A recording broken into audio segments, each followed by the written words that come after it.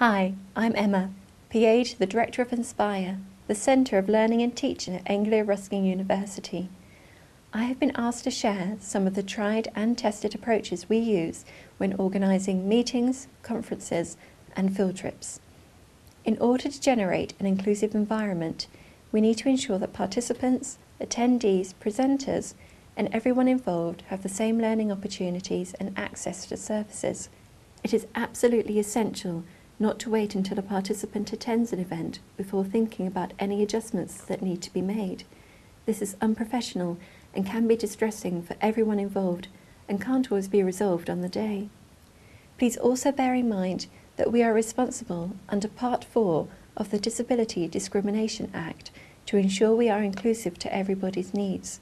So it is essential to establish in advance if participants have any special requirements that could be taken into account before the first stages of planning.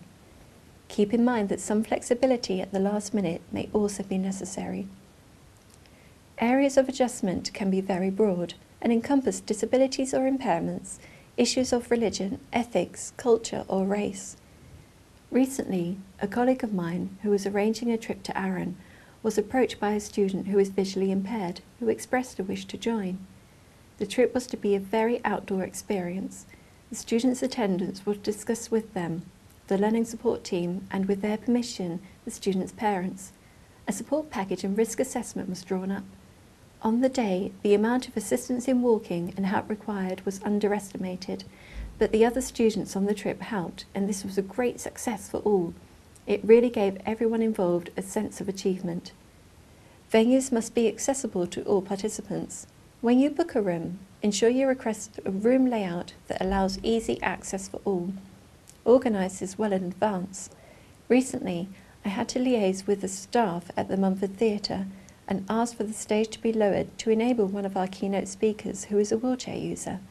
You may also need to organise appropriate transport. If you are organising accommodation, you should check whether facilities are accessible for all. It's probably a good idea to have a database of hotels that have rooms specifically designed for wheelchair users and that have adjoining rooms for personal assistance if this is required. You should organise your conference venue and breakout rooms in areas that have hearing loops fitted. Ask for that feature when booking a room.